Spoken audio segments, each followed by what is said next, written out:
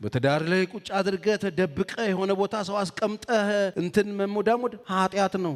የብዙ ሴቶች ባል መሆን ዘመናዊነት የመሰለ ሰውዬ ፖሊጋሚ መሆን ነው። ጤንነት አይደለም።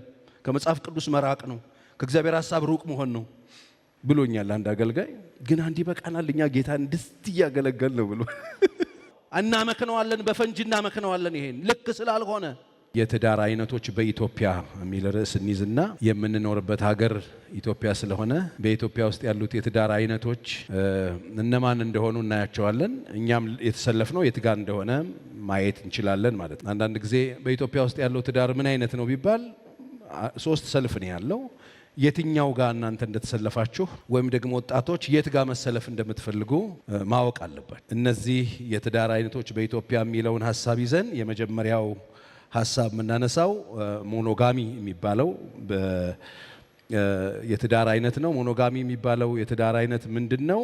አንድ ወንድ ከአንድ ሴት ጋር የሚኖረው መጽሐፍ ቅዱሳዊ የሆነ ጋብቻ ማለት ነው። የሜሬጅ አጀንዳ የሰው አይደለም፣ የራሱ የእግዚአብሔር አጀንዳ ነው። ፕሮግራሙን ራሱን ያወጣው ያቀደው እግዚአብሔር ነው፣ የሰራው ራሱ እግዚአብሔር። የሚመቸውን ረዳት እንፍጠርለት ብሎ ለአዳም 5 ሚስት ደረደረለት አይልም። ሰርፕራይዝ አላረገውም በሴቶች ጫጫታ። ስለዚህ ይሄኛው ጤናማው ሞኖጋሚ የሚባለው የትዳር አይነት ነው። እንግዲህ የእግዚአብሔር አጀንዳ ይሄ። አሁን ይሄን አጀንዳ ነው ሴጣንም ሰዎችም እየተዋጉት ያለ። ትዳርን ሴጣን የተዋጋውን የሚያክል ምንም ነገር ተዋግቶ አያውቅም። ምክንያቱ ደግሞ አንድ ነው። ሁልጊዜ እንደምነግራችሁ ተቋሙ የማን ስለሆነ? የእግዚአብሔር ስለሆነ። በቃ የእግዚአብሔር ፕላን ይሄ ነው። ተፈጥሮ የሚያስተምረን ይሄንን፣ አንድ ወንድን ለአንድ ሴት፣ አንድን ሴት ለአንድ ወንድ ነው የሚያስተምረው። እግዚአብሔር ያስቀመጠው ጤናማው የትዳር አይነት ይሄ ነው። ዛሬም በኢትዮጵያ ውስጥ እንደዚህ አይነት ትዳር ይዘው የተቀመጡ ሰዎች እንዳሉ ይታወቃል። ይሄን ነው ጳውሎስም በአንደኛ ቆሮንቶስ ምዕራፍ 7 ላይ መጥቶ የተናገረውም ይሄን ነው። ማንም ሰው የሚፈተን ካለ የራሱ ምን ትኑረው? ሚስቶች ይኑሩት ነው የሚለው ይላል። ባሎች ይኑሯት ይላል አይልም። መጽሐፍ ቅዱስ የሚነግረን አንደኛ ቆሮንቶስ 7:2 ላይ እንዲህ አይነት ችግር ያለበት የራሱ ሚስት ማንም ሰው ነገር ግን በዝሙት የሚፈተን ካለ የራሱ ምን ትኑሩ? ሚስት ትኑሩ። ይሄ ታውቃላችሁ፣ ይሄ 2 ማግባት 3 ማግባት ምናምን የተጀመረው ዘፍጥረት 4 አካባቢ ነው። አንድ ሰው ያለ ላሜሄ የሚባል ሰው ከውድቀት በኋላ የሰው ልጅ ኃጢአት ከሰራ ከወደቀ በኋላ ላሜሄ የሚባል ሰው ህይወት ላይ ነው የምናየው። ለመጀመሪያ ጊዜ 2 ሚስት ያገባው ላሜሄ የሚባል ሰውዬ ነው። ሰርፕራይዝ አረገን መጥቶ። የሱ ሰው ታሪክም የህይወት ታሪኩም ጤነኛ አይደለም። መጽሐፍ ቅዱስና አንብባውተን ዘፍጥረት ምዕራፍ 4 እንግዲህ 4 ነው። ምዕራፍ 2 ምዕራፍ 3 ላይ ነው የወደቁት ሰዎቹ። ምዕራፍ 4 ላይ ይሄ ሰውዬ ብድግ ብሎ 2 አገባ። ምዕራፍ 4 ቁጥር 19 ላሜሄም ለራሱ 2 ሚስቶችን አገባ ይላል። ከዛ በፊት 2 ሚስት ምናምን የሚባል ነገር የለም። በቃ ይሄ ሰውዬ ነው ፈረቀዳጁ። የአንዲቷ ስም አዳ፣ የሁለተኛዋ ስም ደግሞ ሴላ ነበረ። አዳም የባልን ወለደች፣ እርሱም በድንኳን የሚቀመጡትን ዘላኖችን አባት ነበረ፣ ዘላን ነበረ ይላል። የወንድሙም ስም ዩባኤል ነበረ፣ እርሱም በገናና መለከትን የሚይዙ አባት ነበረ። ሴላም ደግሞ ከናስና ከብረት የሚቀጠቀጥ ዕቃን የሚሰራውን ቱባልቅን ወለደች። ኢንጂነሩን ማለት ነው። ይሄ አውሮፕላን ምናምን የሚሰራው ወለደች። ቱባልቅም እህቱን ናዕማት ነበረች ይላል። ላሜሄም ለሚስቶቹ እንዲህ አለ፣ ራሱ እናንተን የላሜሄ ሚስቶች ቃሌን ስሙ፣ ነገሬንም አድምጡ። እኔ ጎልማሳውን በቁስሌ ብላቴናውንም ለመውጋቴ ገድየዋለሁና እያለ ስለ ታሪኩ ሌላ ነገር። ሰውየው ከርሳም ነገር የሆነ ከርስ አለበት።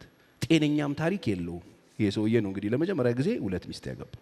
ሁለተኛው ፖሊጋሚ የሚባል ነው።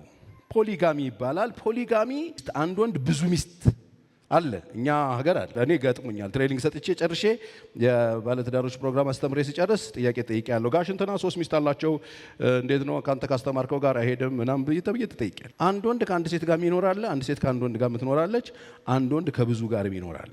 ብዙ ጊዜ እዚህ ውስጥ የሚገቡት ከባህል ከእምነት ከኖሩበት ካልቸር አንጻር እዚህ ውስጥ የሚገቡ ሰዎች አሉ። ለምንድን ነው የሚገቡት ካላችሁኝ፣ እዚህ ውስጥ የሚገቡት ብዙ ሰዎች ዘር ለማብዛት አውቶማቲክሊ ያርገው 5 ደርድሮ ከ5ቱ በተራ በአመት 5 ልጅ ይወልዳል ማለት ነው። ብሔረሰብ ሊያሰፋ ማለት ህዝብን አበዛ ሊያረግ ማለት ሰዎችን ቁጥራቸውን ለመጨመር ኃያል ለመሆን አስፈሪ ለመሆን የህዝብ ቁጥር ለመጨመር ፖሊጋሚ ላይ ያለው እንትን አንደኛው የሚነሱበት ምክንያት ይሄ ነው። ከብዙ ሰዎች ይወልዱና ኃይላቸውን ቁጥራቸውን ለመጨመር ይሄንን ያደርጋሉ። አሁን አንዳንድ እምነቶች ውስጥም አሉ ለመብዛት በተለያዩ 3-4 ሚስት አብጦ ታርገው አንድ አይነት አይነት ከለር ናት ተመሳሳይ ልደታቸው እንደሱ እህቴ ናት ታናሼ ናት አለ እኩያ ነን የሚባባሉ ታማጆ ታገኛላችሁ። እዚህ ውስጥ ሰዎች ለምን ይገባሉ ከተባለ የሚገቡበት ሌላው ምክንያት እቺ መጀመሪያው ሚስት ሰለቸውና እቺ በሰርግ ምናምን ያገባትና ወይ ውድቅድቅ ስትል ስታረጅ ምናምን ይቀይራል እንትን ይሄ አፍላነቷ ትኩስነቷ ምናምን ሲቀዛቀዝ ሌላ ደግሞ ሆት ምናምን ብሎ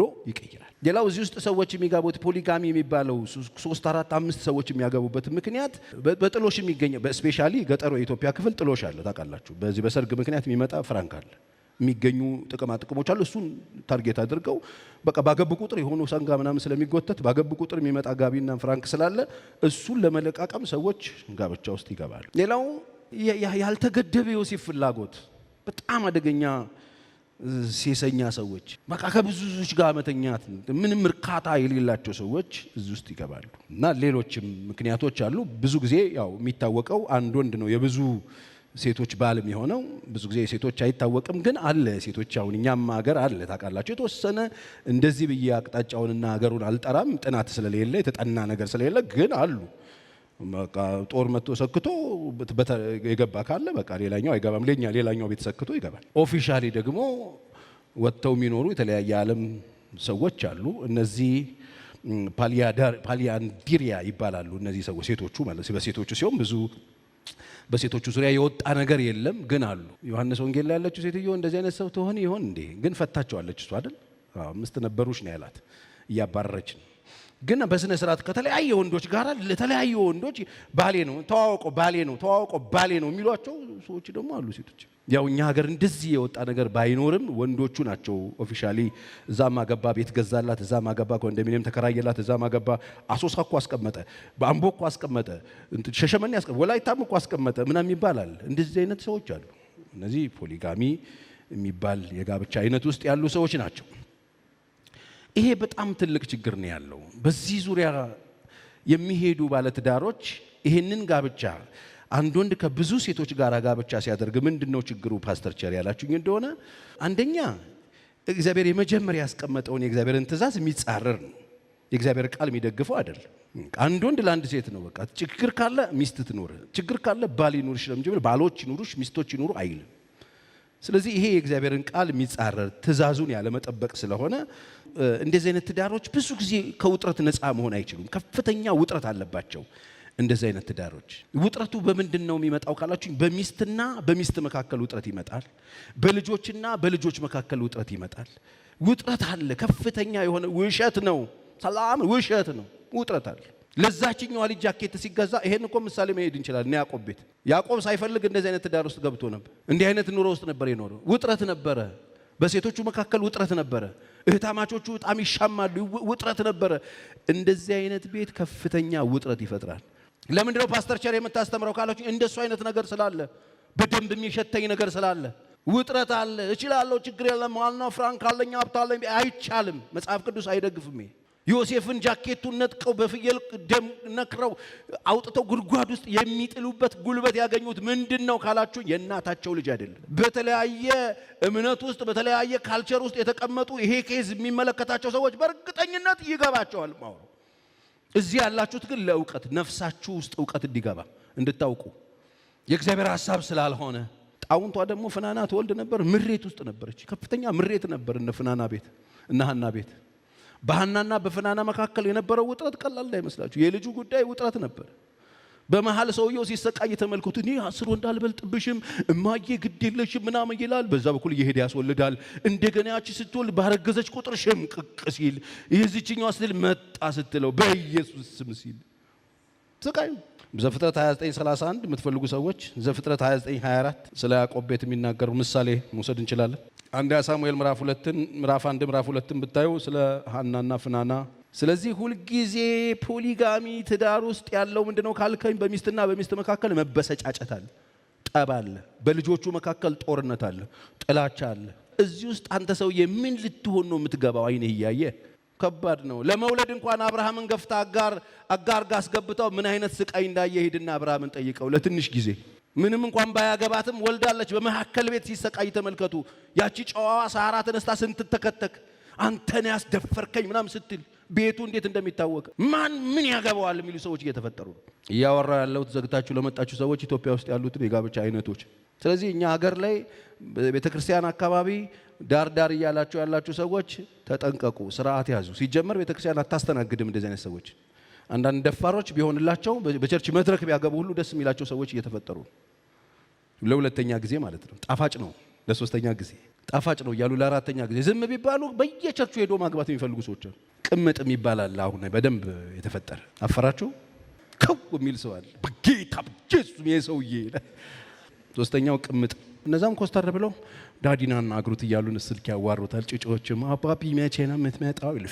ፊልድ ነኝ ልጆች ይላል። እዛኛው ቤት ቁጭ ብሎ አይ አንድ ወንድ ለብዙ ሴት በየሰፈሩ ጠንስሼ ሁሉም ላይ ጥድና መትቼው እጠምቃለሁ ከሆነ ይሄን ሰብ ቅርብ ወራጅ ትሆናለህ። በአንድ ጊዜ የበሽታ ዱለት ትሰራለህ ህይወት ላይ። የጨጓራም ጉበትም ኩላሊትም ስኳርም ሁሉም ነገር ያንተ ይሆነ። የሰበሰብከውን ሳትበላ ኢንጆይ ሳታረግ ከምትወዳት ከሀገር ቤት ካመጣቸው ሚስትህ የወለድካቸው ልጆች ሳትስም እነሱም በፍቅር መጨረሻ ላይ ቴንኪው ዳዲ ሳይሉ ጥርሳቸው እንደነከሱብህ አስለህ ትወጣለህ ከምድር ብለህ ትወጣለህ። ለቅሶ ቀን ማዓት ነጫጭ የለበሱ ቂቤ የተቀቡ ሴቶች ቁጭ ብለው ሚስቶች ተደርድረው ኳየር መስለው እያዘኑልህ አይደለም አፈሪ ብላ አፈሪ ያስበላው እያሉ።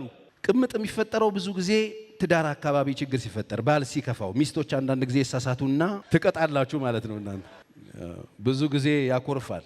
ቤት አካባቢ በጣም ሲናደድ ምናምን በቃ የሆነች ማጫዋች ምናምን ይፈልግና ምናምን መሞዳሞድ ይጀምርና እንደ ቀልድ እዛ ይሄዳል። ከዛ ፍላጎቶች ያሳያል። አንዳንዴ ማምሸት ይጀምራል እስከ 6 ከዛ እስከ 9 እስከ 11 አድሮ ኦልሞስት ማታ ጠዋት ሲመጣ የት አድረ ነው ሲባል ይሄ ምንም አደርገን አላድር ነው ይላል።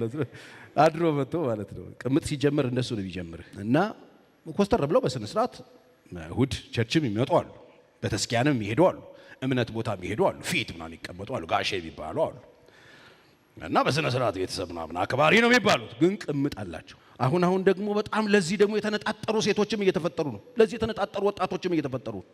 እኔ ትዳር አልፈልግም ሰንበዲን ምናምን ጠብጠብ ያደርጉትና ከዛ አፓርታማ ይከራይላቸዋል። የሆነ ነገር እያለቡ መኖር። ሌባ ለራስሽ እኮ ያለሽ ቫልዩ ነው የሚያሳየው። ወራዳ ሆነሽ ነው የምትኖሪው።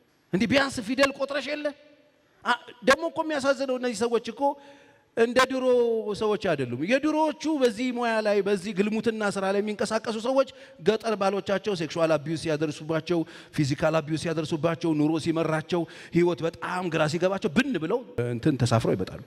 እንዴት አንቺ ዩኒቨርሲቲ ተመርቀሽ በእንግሊዘኛ ስምሽን እየጻፍሽ እንዴት አንቺ እናትሽ እንደዛ ዋጋ ከፍለው አስተምሮች ቤተሰብ ትልቅ ነገር እየጠበቀብሽ እንዴት ቅምጥ ትሆኛለሽ?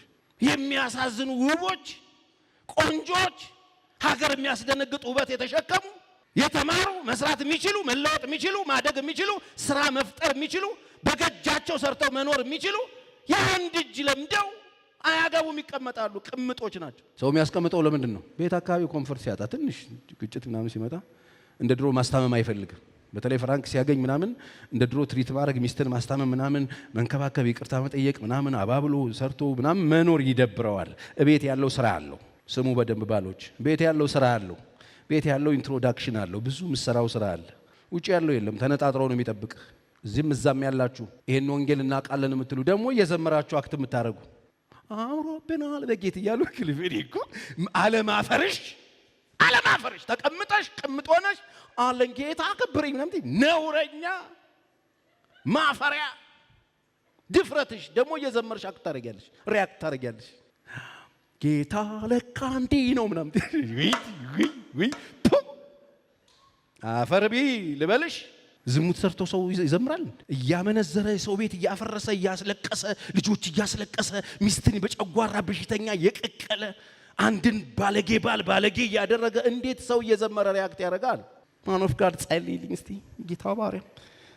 አለማፈርሽ ተጠብሶ እኮ ነው ሊናሽ በጋለ ብረት ተጠብሶ ድንስስ ምስኪን ልጆች አሉ ኢትዮጵያ ውስጥ ደግሞ እንደ አፈር እግዚአብሔር ይመስገን ምንም አናቅም። ወጣቱ ሙወቅ ሲባል ይናደዳል። ኮሜንት ሲያደርግ ራሱ ይበሳጫል። እኔ የማስተምረው ነገር ጭንቅላቱ ላይ ወጥቶበታል እንደ ቢጫ ወባ። የሚፈልገው መፈልፈል ነው። ከዛ በካርቶን እያደረገ እያሸገ ምን እንደሚጥል ራሱ አያውቅም። ስለዚህ ሞልቷል። በየተቋሙ የሚወስዳቸው የሚፈልጉ ህፃናት ብዙ ናቸው። ልጅ ካልወለደች ሚስትህ ሌላ ቅምጥ ጋር ከምትሄድ የልጅ ፍቅር ከሆነ ያለብህ ናኔ ጋር እኔ እንዴት ልጅ እንደምታገኝ አሳይሃለሁ። ገበያውን ሰበርኩታ። ይሄ ጆፌ የሆነ ሰውዬ ግን ኪታባቱ መጣውና እንደዚህ አይነት ሰዎች አሉ የሚበጻቁ ስራቸው ስለሆነ ቢዝነሳቸው ስለሆነ። አንዳንድ ጊዜ እኔ አፌ አያርፍም። አንድ ጊዜ ስለዚህ ስለ ሂሊንግ ሰርቪስ አስተምሬ መዓት አገልጋይ ነው ያበደው። እውነቴን ነው የምልህ። ስለ ሴክሹዋል ነገር ራሱ ትንሽ ነገር ፈተሽ ብናረግ ጥሩ ነበር። ሴጣን ገልብጦ ሌላ ነገር ገጥሞብሃል።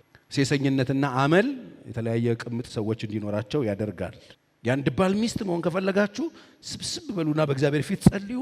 እግዚአብሔር የእናንተን ባል ይሰጣችኋል። መጽሐፍ ቅዱስ ይደግፋችኋል። እግዚአብሔር ቤታችሁን ይባርካል።